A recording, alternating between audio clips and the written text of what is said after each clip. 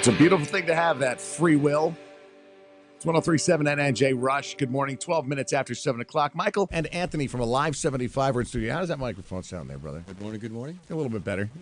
We got a show coming up Friday, November 7th. It's a Kiss tribute band. It's a Kiss tribute band, but it's not in that, your normal crop of Kiss tribute bands, they get in costume, they play Kiss songs. It's a good party. What we're trying to do is a whole take you back to 1975 experience and bring the Kiss Alive album, one of their classic, iconic albums, to life. It'll be note for note, word for word, song for song. Now, is this not like an off-Broadway show type thing? We're taking a very Broadway approach to it, a la Beatlemania of years back. Okay. So there's a whole pre-show to get you in that 1975 mood, and then we blow you away when the curtain goes off with 1975 raw Kiss power. And you guys do the makeup, everything? Everything that you see, hear, and feel in that album is what you're going to see, hear, and feel on that night. Oh, wow.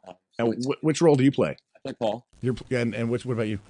Gene, the demon. You're the demon. Okay. So I mean, if you think about it, we take the Gene and Paul are in charge of everything so seriously that we're here without our Peter and.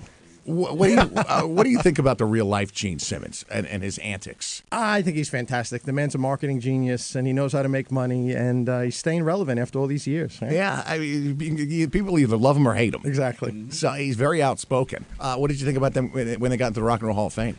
You know what? I go both ways with that.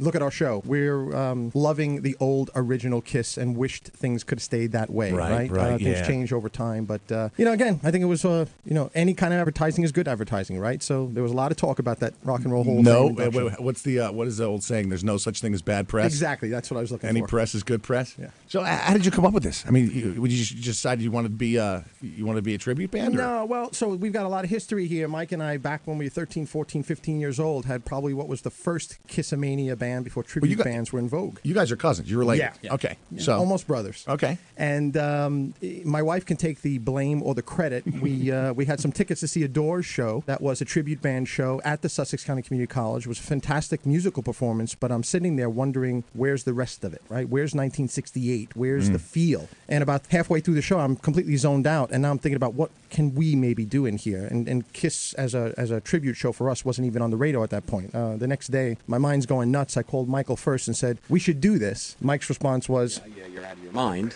I mean, having done this in 1980, I mean, I brought something just to remind myself, but Valentine's Eve dance show in 1981, we performed at the Cotillion Terrace in Brooklyn. We were 15 years old. And, really? In full costume, in full makeup. I mean, if you can imagine what Paul Stanley looked like at 15 with a little tiny skin. A Halloween costume. It really was. It has snowballed. It's become bigger than we ever thought it would be. We've got stuff. We've got people on board. The support has been phenomenal, and we're paying attention to a lot of details. So it's not just a couple guys in costume playing Kiss songs. It's an entire experience. The 1975 pre-show is a show unto itself with audio, video, with poster art, with Time Warp by Bill St. James playing overhead for 1975. I love Bill St. James. He's phenomenal. And so they're bringing everything back. And then, support providers and other guys that we've told about the show have been eager to help and lend a hand. So, again, it's become so much bigger than what we originally thought it could be. We're really looking forward to it. Awesome. So it's November 7th. Tickets are available where?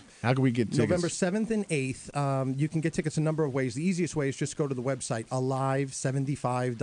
Okay. There's a ticket link right there off the homepage. Nice. There's a Facebook page out there. I just linked your Facebook page to our WNNJ Fantastic. Facebook page. So if you're online right now this morning, you can just like the Alive 75, and then there's a link to your website you said on your Facebook page? There is a link to the Facebook page from the website and vice versa. There's media out there. There's some photos. There's plenty of backstory. You can learn all you need to know about the show. Well, you guys are going to come back in one more time as we get closer to the show, but thanks for stopping by this morning. Alive 75, the Kiss Tribute experience. It's not a show. It's an experience. All right, guys, thanks. 717 at 1037 NNJ.